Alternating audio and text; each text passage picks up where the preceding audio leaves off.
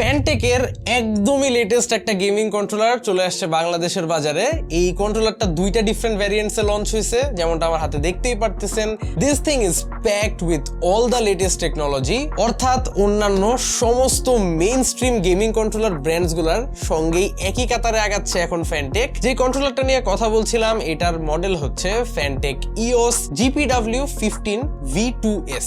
বহুত লম্বা নেম ভাই, আই নো, বাট এটার একটা শর্ট নেমও আছে, তা হচ্ছে ইওস Pro 2S। তো ফ্যানটেক ইওস Pro 2S নিয়ে কথা বলবো আজকের ভিডিওতে। আমাদের কাছে এই কন্ট্রোলারগুলো সেন্ড করেছে ওয়াইল্ড গ্যাজেট। যে কোনো গেমিং পেরিফেরাল নিডসে ঘুরে আসতে পারেন তাদের ফেসবুক পেজ কিংবা তাদের ওয়েবসাইট। ওয়াইল্ড গ্যাজেটে এই মুহূর্তে ফ্যানটেকের এই লেটেস্ট মডেলস গুলো আপনারা অ্যাভেলেবল পেয়ে যাবেন। তাদের ব্যাপারে বিস্তারিত ইনফরমেশন থাকছে ডেসক্রিপশন বক্সে। সম্পূর্ণ ভিডিওটা জুড়েই আপনাদের সঙ্গে হোস্ট হিসেবে থাকছে আমি কাইফ, আপনারা দেখছেন টেক স্যাভেজ।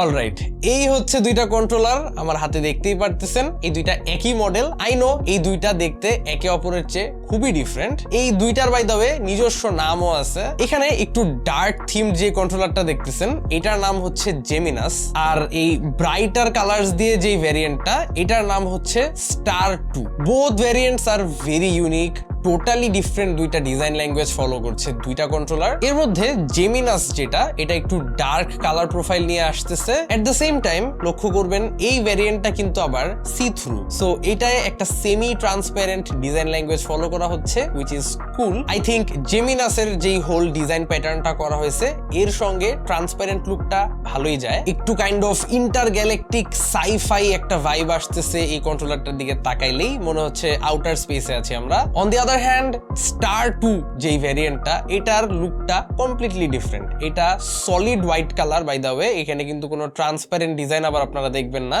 এখানে ফুল বডিটাই সলিড কালার। এখানেও টুকটাক সাইফাই একটা ডিজাইন ল্যাঙ্গুয়েজ আপনারা দেখবেন, বাট খুব একটা ডমিনেন্ট না। এটার দিকে তাকালে প্রথমেই মাথায় আসে একটু সানি একটা ডে, সামার লাইক কালার্স, মানে ব্রাইট কালার্স ইউজ করা হয়েছে এখানে। যদিও it's a good balance between white and brighter colours. I think এই ডিজাইনটাও তারা টেস্টফুল করছে। It's very unique from any controller in the market. আমার কাছে বলতে গেলে বোথ কালার ভ্যারিয়েন্টস যথেষ্ট পছন্দ হয়েছে। হোয়াইটটা জাস্ট একটু ময়লা বেশি হবে, তাছাড়া দেখতে কিন্তু দুইটাই খুবই জোস। Anyways, tasteful amounts of RGB আপনারা বোথ কন্ট্রোলার্স এর মধ্যেই দেখতে পাবেন। And that's about it for the design part. In hand ফিলের কথা যদি বলি, খুবই সলিড একটা ফিল পাওয়া যায়। These are very well built and ওয়েটও কিন্তু কিছুটা বেশি। ইউজুয়ালি কন্ট্রোলার্স এর ওয়েট 250 গ্রামের কম হয়, বাট এই কন্ট্রোলার্স গুলোর weight close to 300 gram, exactly বলতে গেলে 290 গ্রামের মতো। সো হ্যাঁ, ওয়েটটা কিন্তু ফিল করা যায়, তবে প্রবলেমেটিক কিছু না। কন্ট্রোলার গুলোর ফ্রন্ট সাইডে কোনো টেক্সচার নাই, একদমই স্মুথ সারফেস, বাট রিয়ার সাইডে একটা ন্যানো ডটেড টাইপের টেক্সচার আপনারা পাবেন, যে কারণে একটা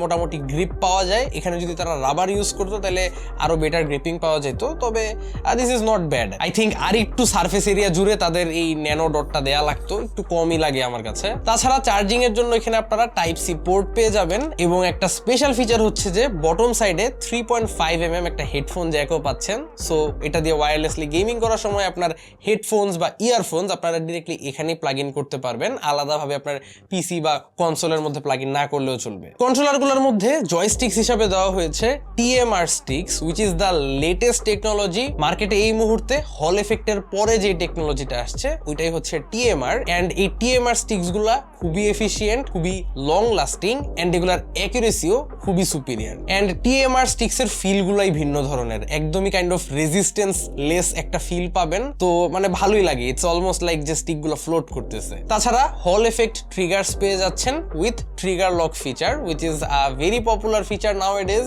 এই রেঞ্জের ম্যাক্সিমাম কন্ট্রোলার গুলোর মধ্যেই আজকাল ট্রিগার লক দিয়েই আসতেছে, তো এই ফিচারটা একটা মাস্ট হ্যাভ। যদিও একটা জিনিস মেনশন করতেই হয় যে এখানে আসলে ট্রিগার লকের কোয়ালিটিটা আমার ভালো লাগে নাই। আসলে এই রেঞ্জের যেসব কন্ট্রোলার গুলো আছে এগুলো ট্রিগার লক করলে একদম এরকম ফিল হয় যে ট্রিগার গুলা ডিরেক্টলি একটা মেকানিক্যাল সুইচে ট্রান্সফর্ম হয়ে গেছে, বাট এটার মধ্যে আসলে ট্রিগার লক করার পর ফিল হয় যে ট্রিগারের নিচে একটা প্লেট চলে গেছে এন্ড ট্রিগার আসলে ওইটাকে হিট করে থেমে যাচ্ছে। মানে এক্সপ্লেন করাটা একটু ডিফিকাল্ট, তবে মেইন কথা হচ্ছে যে প্রাইস অনুযায়ী এটা ট্রিগার লকটা আর একটু প্রিমিয়াম হতে পারতো। এনিওয়েজ এখানের ABXY বাটনস গুলো কিন্তু একদম মেকানিক্যাল সুইচ ইউজ করা হয়েছে, so these are very satisfying, খুবই ক্লিকি টাইপের লাগে, ট্যাকটাইল একটা ফিলিং আছে অফকোর্স। শোল্ডার বাটনস গুলো ভালোই ট্যাকটাইল, অ্যান্ড ডি প্যাডটা পার্সোনালি আমার কাছে খুবই ভালো লাগছে, একদমই স্ন্যাপি একটা ট্যাকটাইল ফিলিং দেয়, যদিও মানে ABXY বাটনস গুলার মতো ওই ব্লু সুইচের মতো ফিলটা দেয় না, বাট হ্যাঁ the D pad is very tactile. Out of the box কিন্তু একটা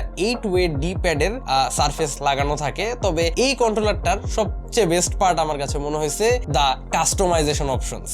এই কন্ট্রোলারটার বক্সের ভিতরেই আপনারা এক্সট্রা ডি প্যাডের জন্য অ্যাটাচমেন্ট খুঁজে পাবেন। এখানে শর্ট এবং লং হাইটের আপনারা জয়স্টিক্স ইউজ করতে পারবেন, যে যেটা প্রেফার করেন। তাছাড়া 2 ধরনের ডি প্যাড অ্যাটাচমেন্ট তো পাচ্ছেনই, সো একদমই নিজের মতো করে কাস্টমাইজ করে নিতে পারবেন কন্ট্রোলারটাকে। এই ব্যাপারটা ভাই অস্থির। অ্যান্ড বাটনস নিয়ে ফাইনালি বলতে গেলে রিয়ার সাইডে আপনারা কিছু এক্সট্রা ম্যাপেবল বাটনস পাচ্ছেন, এগুলো থাকাটা জরুরি, কারণ অনেক গেমেই এই এক্সট্রা বাটনস গুলো ছাড়া খেলাটা খুব ডিফিকাল্ট হয়ে যায়।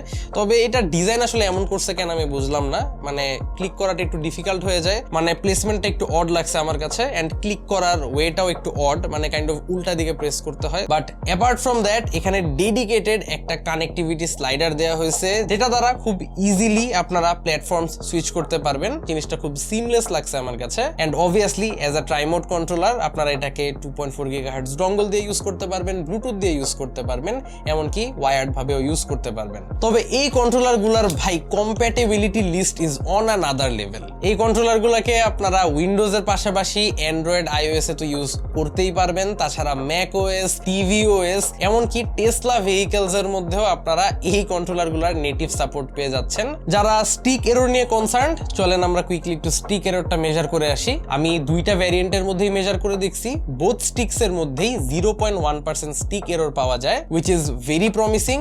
Apart from that 1000 Hz এর পোলিং রেট তো থাকছেই, সো পারফরম্যান্সের দিক থেকে কমপ্লেন করার কোনো স্কোপ নাই। এক কথায় 100 এতে আপনারা 6 অ্যাক্সিস জাইরো সাপোর্টও পেয়ে যাচ্ছেন। তবে অ্যাকচুয়াল ইন গেম এক্সপিরিয়েন্স নিয়ে যদি আমি বলতে যাই, ইটস আ গুড এক্সপিরিয়েন্স, মানে বাটনস এন্ড ট্রিগার্স এর ফিল তো ভালোই, যেমনটা আমি একটু আগেই এক্সপ্লেন করলাম। তাছাড়া ইন গেমে একটা জিনিস খুব ম্যাটার করে, তা হচ্ছে হ্যাপটিক্স বা ভাইব্রেশন মোটরের কোয়ালিটি। আর কন্ট্রোলারগুলোর হ্যাপটিক্স এর কোয়ালিটি আমার কাছে এভারেজ লাগছে, মানে দিজ আর গুড, খারাপ বলা যাবে না, বাট নাথিং এক্সেপশনাল। এই প্রাইসে আরো বেটার হ্যাপটিক্সও হয়, বাট এখানে যা দেওয়া হচ্ছে আমার মনে হয় ওরকম কমপ্লেন করার কোনো সুযোগ নাই, দিজ আর ডিসেন্ট। আর শেষমেশ যদি আমরা ব্যাটারি ডিপার্টমেন্ট নিয়ে কথা বলি, এখানে 1000 mAh এর ব্যাটারি দেওয়া হচ্ছে, উইচ ইজ ভেরি গুড। কিছু কিছু কোম্পানির মতো এই 600, 700 বা 800 mAh এর ব্যাটারির জায়গায় 1000 mAh ব্যাটারি দিয়ে ফ্যানটেক আমার মন জয় করে নিছে বলতে পারেন। আরামসে 14 থেকে 15 ঘন্টার গেম প্লে আপনারা পেয়ে যাবেন, আর একবার ফুল চার্জ করতে সময় লাগে 2.5 থেকে 3 ঘন্টা। যাক, সমস্ত জরুরি ব্যাপারগুলো নিয়ে আলোচনা হলো।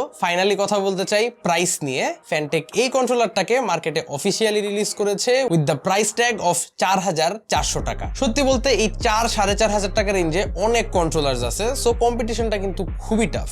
তবে এই টাফ কম্পিটিশনের মধ্যে আমার কাছে মনে হয় ফ্যানটেক এবার মোটামুটি ভালোই একটা কামব্যাক দিয়ে ফেলছে। আই থিঙ্ক ডিজাইন ওয়াইজ বলেন কিংবা টেকনোলজি ওয়াইজ সব দিক থেকেই বিবেচনা করে ফ্যানটেক একটা গুড অপশন বাজারে বের করে নিয়ে আসতে পারছে।